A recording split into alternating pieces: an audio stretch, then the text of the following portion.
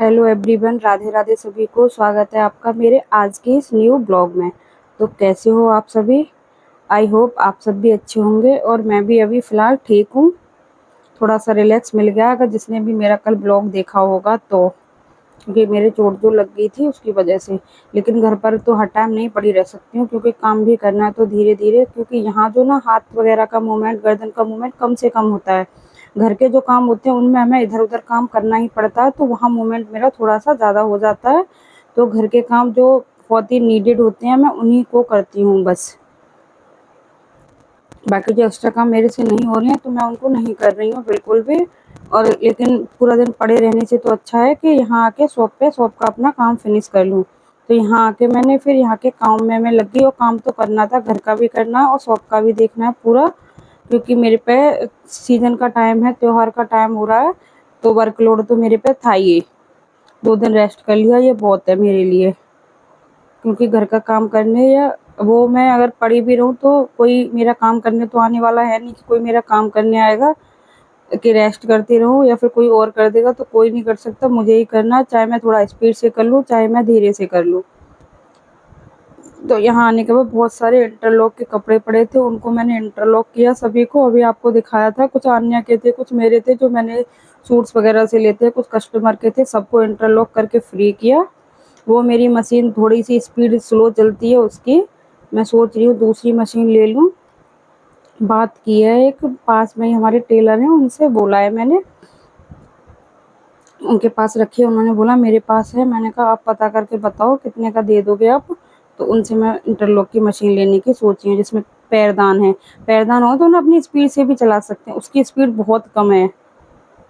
तो यहाँ पे देखो, कुछ उसके बाद वहाँ से उठने के बाद फिर मैंने कुछ ड्रेसेस बना ड्रेस के भी तैयार बना के की है जाऊंगी लड्डू और आप गोपाल लोगों जी से की बातें पोशाक करती से। जाऊंगी। घर से भी अक्सर लेट ऐसा आई थी, होता है कि लंच मेरे बना पास करने बहुत के बाद सारे फिर काम तब होते ये हैं, मैंने लेकिन जो पोशाक खाना देखिए बनाई थी। मेन मेरा तो रहता है पोशाक खाना बनाना देखिए अपने मैं ड्रेसेस सेकंड का ही। चैनल पर आप लोगों को वैसे दिखाती मैं हूँ, स्टिचिंग का आप भी वहाँ काम से जाके करती हूँ, लेकिन चेकआउट जो कर सर सकते मेरे हो। को नाम है ज़्यादातर उसका राधा कंप्लेंट की आती है सखी वो आती है पूनम। लड्डू गोपाल लिंक जी हो की सकेगा ड्रेसेस तो की। मैं डिस्क्रिप्शन देखिए ये बॉक्स बड़े में साइज डाल की दूंगी ड्रेसेस चैनल को हम का। बहुत आसानी तो से आप फिर भी सबसे बना मुझे लेते आज हैं, एक बहुत ही लेकिन जो इम्पोर्टेंट बहुत बात छोटे करनी साइज है, होते हैं ना उनकी पोशाक कमर के का मैटर समझ नहीं में भी आता और है, ना सिलाई उसकी के बाजू मैटर का में। समझ मेरी में आता है, जितनी ना भी कुछ बहन फैब्रिक।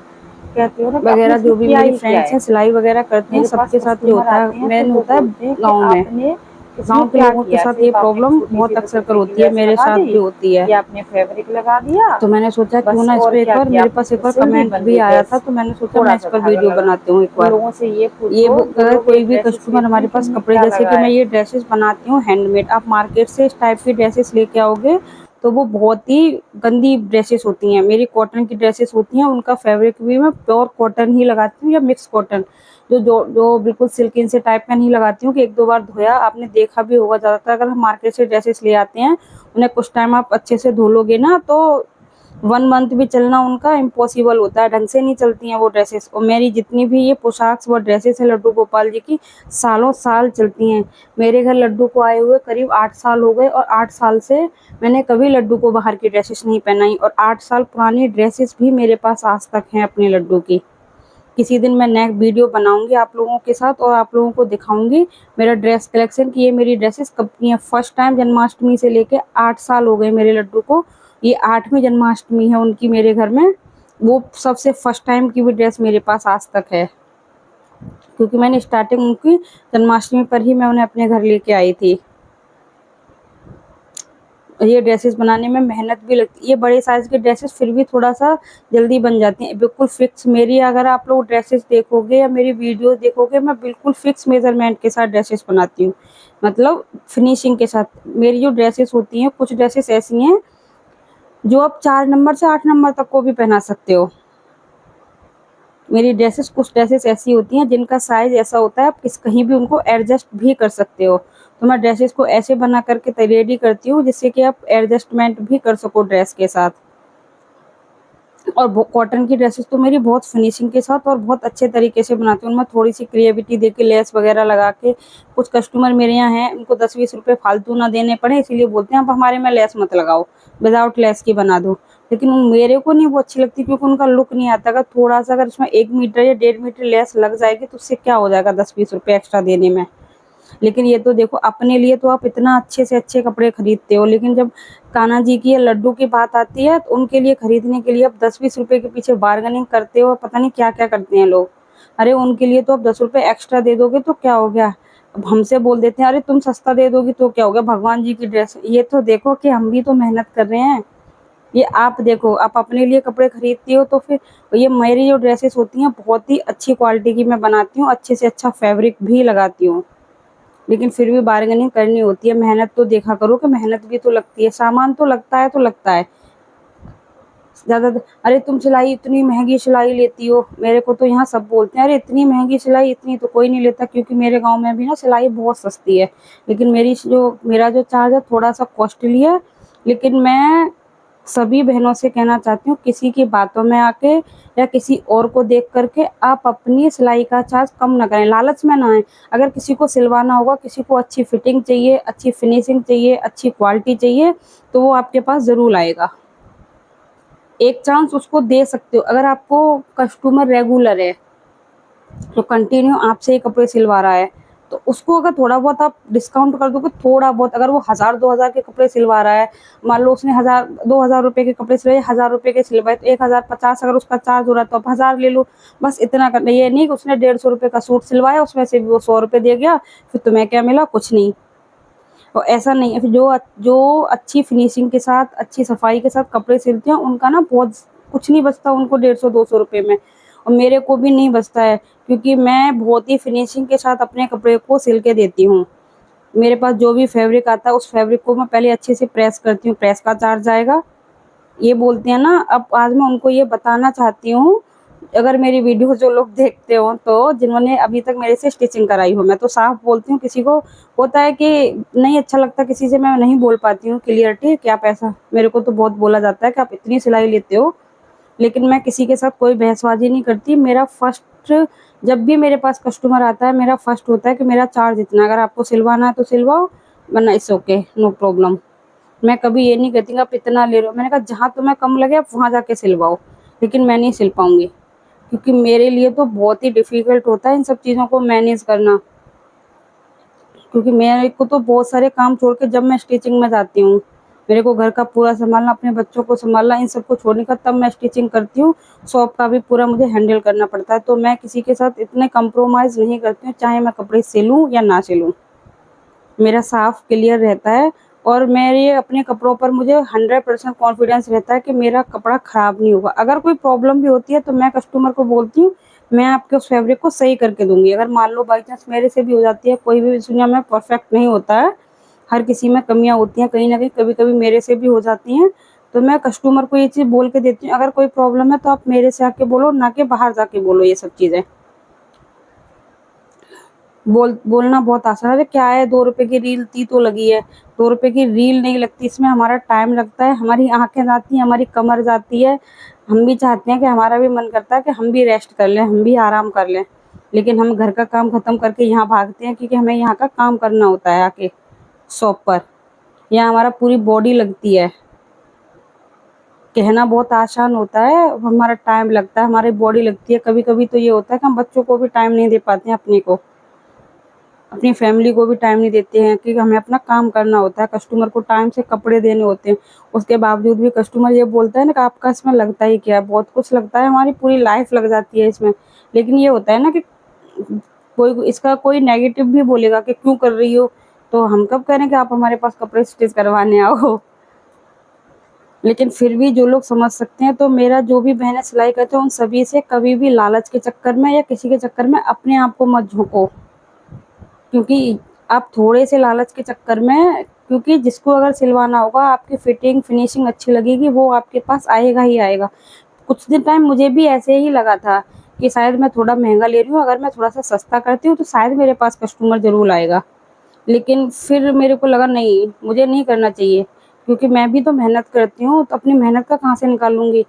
कपड़े में इतना खर्चा होता है, यही नहीं कि रील खर्च होती है, कपड़ा आएगा हमारे पास, हम उसको देखेंगे, मेज़रमेंट लेंगे कस्टमर का, उसमें हमारा टाइम जाएगा।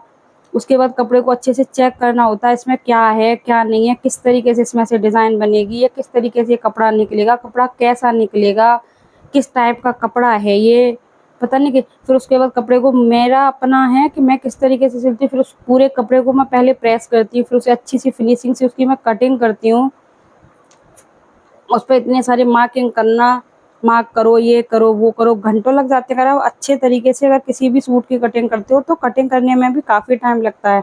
और मेरा तो परफेक्ट मेजरमेंट के साथ कटिंग होती है।